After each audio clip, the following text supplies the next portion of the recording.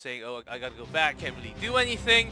And GLuck, they had a good strategy, but in terms of team fight, those kind of mechanical individual decisions, Gen.G just had it in their hands. And that's what's so scary about Gen.G. If it's not their macro strategy drafting or any of those characteristics that gives them the win, it's going to be just them being individually badass. So it's not looking great for GLuck, but they did look better. So we'll see how they do on our third map in the series. It is Tomb of the Spider Queen.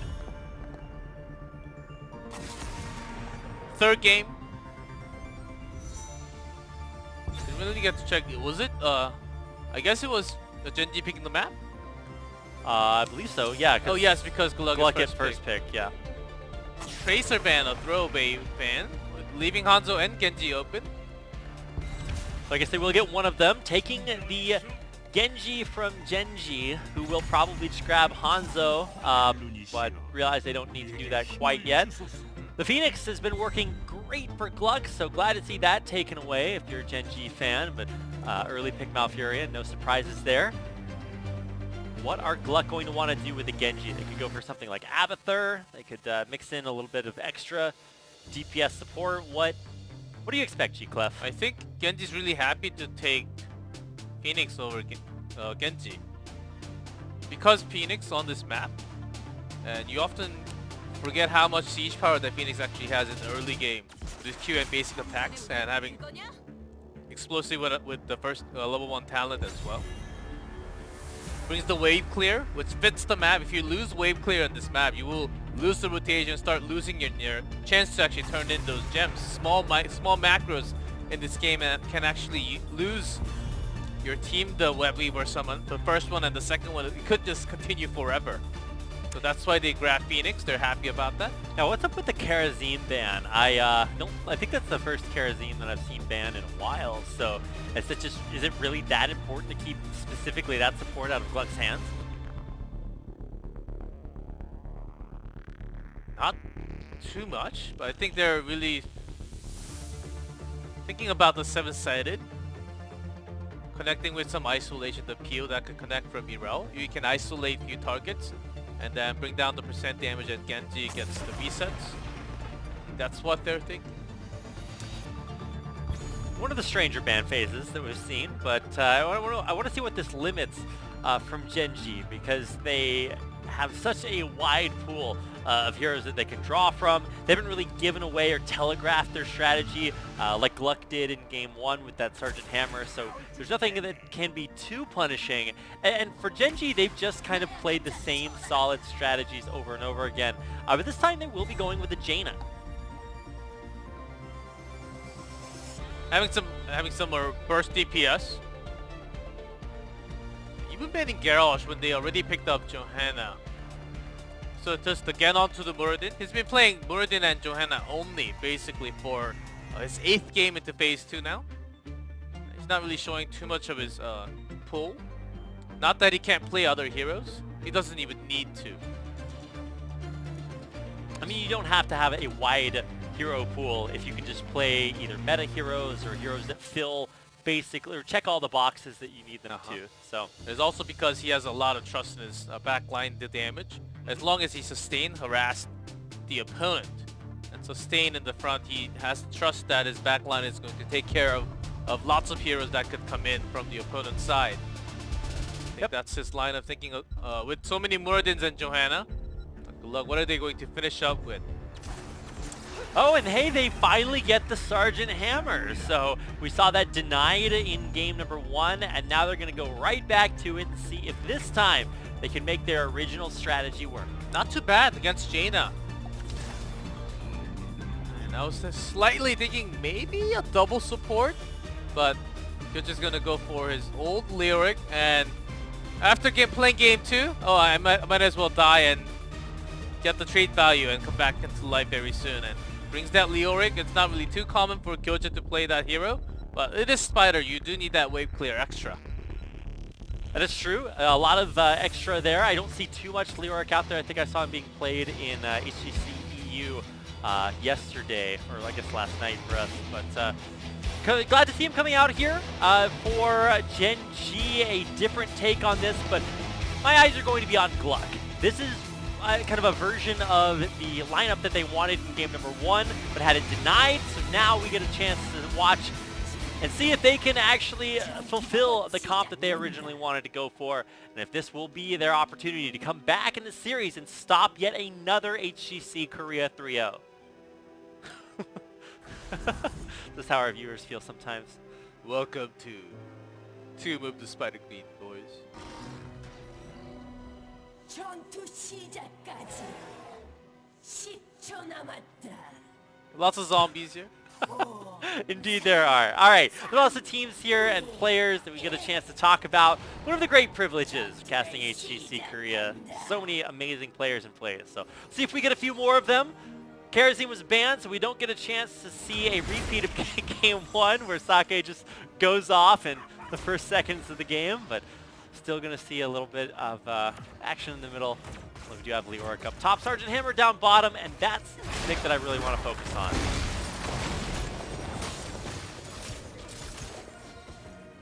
I want to focus on GLuck's team composition a little bit more. Pre-10, maybe they will be lacking the burst damage because without the BFG, I think they have to fight a little sustained for Genji to actually dive in to get a kill. But if they lose in lane this much, and if they're pressured against the lane that has a Sergeant Hammer, which you have to be really pushing with another hero to do the siege damage. That's the early game, what you want to get experience out of. Focus on one lane, make sure you're actually sustaining in the other. Not really getting caught by the rotation of Gen.G. To get an early lead into the structure, that's how you should be working with Sergeant Hammer comp in this map. But GLuck so far doing okay. You can see the damage done to the tower already at the bottom. Yeah, Hammer, a lot of siege damage done early. So hopefully can keep that up. This time though, they do have Phoenix down there to try to push that lane and make it a little bit harder to just siege up and take down those early walls. But the problem is that Moradin can always toss it. If you're stunned, likely that you will just receive the follow-up damage, and if Jaina's there as well, you're likely to be going down in the next few seconds. You do have to be careful a little bit. You don't really see, for them, they're not catching Jaina because she's staying the camp this entire time. They haven't really noticed until now where she was. They were really not pressuring in because they had no idea where Jaina was this whole time. So they're looking to get the kill onto forward. Tiz. Yeah, they will be able to get it. The Swift Strike in, and actually Rhaegar there with the last hit. But wow, a great move to take Tiz out. And I mean, he really kind of overextended trying to get in there onto the Sergeant Hammer. I thought it was going to look a little bit dicey, but just boosts away, and then it's Tiz that winds up going down for the first kill of the game. Okay, now Sergeant Hammer pretty dead, or not, no way! Overlord makes it out, but for how long? Yeah, reset's coming for him. Gonna try to get a little bit of last ditch damage there. KCB going in for what could be the trade here, and will find the follow-up damage. So at least making that a 1-for-1. KCB should be okay right here. Rich will blink in, transform the heal, and we'll make it out just barely. Rich warp on cooldown, coming back soon I believe, but even if you warp, I don't think he's gonna survive. I feel a little bit about like using that pigeon meme. Is this a advantage for GLuck? Is this what that looks like? I don't know. I mean, they're not afraid by any means. They're totally willing to get in there and make this one of those scrappy games. And at least in game 2, when it got scrappy, they were the ones that were most comfortable with that.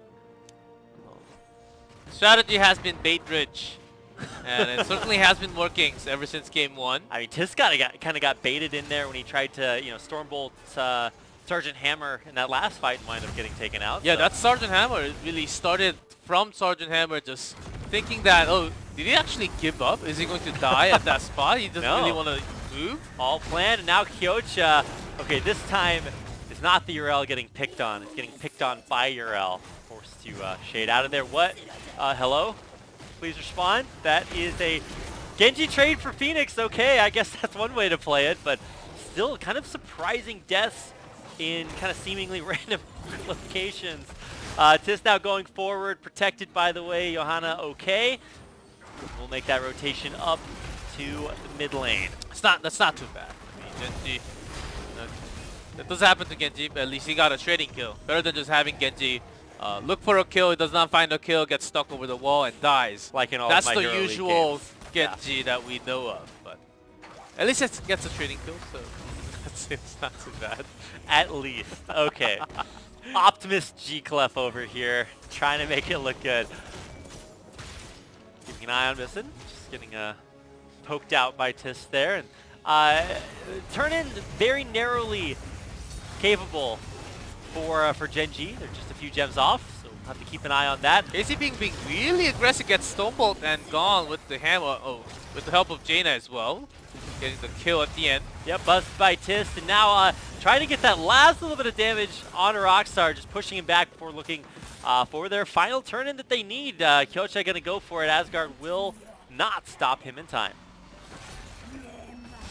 First turn in, and GLuck really needed that to get to 10 first, and maybe blow a few more. Not enough though. Tis really kind of the architect of GLuck's demise here. Over and over again. So he did look a little shaky going down there, trying to pick Sergeant Hammer earlier on, but I think he's made up for that. Quite scary, knowing that even if you know the rotation, and they're looking to punish Phoenix if he oversteps. You see the position of Genji. Asgard Trying to help and get a kill up to reset. I think it's possible. He goes in for it and gets the trade. So I guess I don't think Asgard had to. I don't think he did either. But he didn't want to die for free. So wow, that's a lot. He does use the Swift Strike, but he goes down to the basic attack. That's a lot of gems lost as well. So losing more for what they shouldn't have lost too much for. And now it's a 2-level disadvantage after a big team fight loss. Gives heroics over to everyone, and I mean this is going to be a big disadvantage. And it was actually during the time of the first summons of Web Weavers. You don't really see 3/4 go down from the first set of Web Weavers, but this is because they lost so many heroes. Along with that, Kyocha has been just solo laning alone on top, with Sergeant Hammer on the bottom, which has not been pushing as much. So Gen.G just winning all trades. No Dragon Blade. It is going to be the X Strike here for Genji. You'll see if Bison can put that down. Planet Cracker! Not doing anything. No. Was buffed in this patch though. There's Ancestral. Buffed, by the way. Rockstar will go down here as the first casualty. Not having a take for this fight is just going to lead it from bad to worse. Asgard tried to jump away there, and I guess is going to escape the Avenging Wrath, which ironically will not avenge anything, not even his own death. So what GLuck tried to do is, because they have X Strike, BSG, and not Bloodlust this time, as they can't really get too much value, as they don't have Phoenix or the other heroes that they had in game 2. So they do have the Ancestral, but when you're using the Defender and the Ancestral together on the Rel, you know how bad things are turning out. And Gen.G, they just made a set for themselves here as they're getting to the boss. They're snowballing everything to themselves as GLuck, they dropped too many gems. Yep, they did lose 20, 30, something huge, especially Genji, I think, had at least 15 or so. So lost those after that last fight, and that just keeps putting them further and further behind. Another big turn-in capable of getting the second wave of Web Weavers after, I think, just another wave or so. So, I mean, this is just going to keep snowballing for Gen.G. A lot of times you'll see a team like lose a fight and you're like, whoa, wow, that gives the other team a huge advantage. But it's not really the kills that you get, it's what you do with them. Whether it's turn-ins, whether it's bosses, and Gen.G get both. Just like money, if you have $2 million, oh, good for you, but if you're not using it to yourself, yeah, money in the mattress doesn't benefit anyone. Asgard barely able to stay alive, but I mean, for how long and at what cost, right? Going in for Overlord! Planet Cracker coming through. Rich using the buffed ability and making it look good. And the rest of Gen.G, I think, are just going to pile in after. That was a perfect placement. Yeah. He was trapped with his own wall with the Entomb. He can't escape, but there's no way. Yeah, you can really see the synergy there. I like it. It looks good. Almost like that Dragon Arrow Planet Cracker we got a chance to see yesterday from Supernova. Or Feliz, I think it was. That looks pretty sick. But this is version 2 of it. also making it look good. Can GLuck hang on, or are Gen.G just going to go straight for the core through the key? Let's see. Depends on where they choose to go. So if they bring a few more members down as Overlord taking the damage from Webweaver as well. There's that BFG. I thought for a second that they were going to dive on top, but Gen.G will hold off for maybe just a little bit longer. PCB in the cage, Rockstar pretty low, and the damage is coming out so much from Rich in the backline. Asgard will be the next casualty here to fall for GLuck, as Gen.G just pile on through. Sergeant Hammer getting Hammer taken out. Now KCB, the next target of Gen.G, and another kill comes their way. X-Strike does not mark for the spot. Press that X for Gen.G. I mean Genji, guys. And they're gonna go for core. He's gone. Press the X to pay respect. That's how you do it there. Gen.G with not a whole lot of respect. They're going to pile through everything, and that will be the core for yet another HGC Korea 3-0. They're closing down the core, as this was a massacre basically with the tempo that they had. Couldn't really stop all those members from coming in. Gen.G just destroying GLuck. This draft, even though GLuck actually got their favorite picks, like Genji, Sergeant Hammer, what they wanted to do is focus on maybe Jane on the back lines with the burst, and because they have the mobility to actually do the burst, and they can kind of break through the amount of heal that Gen.G has, but they never got the opportunity. They were always getting picked off by the Entomb, the Planet Cracker, and everything that followed up with Gen.G. Just amazing work in the Spider Queen game. An expected result, you might say.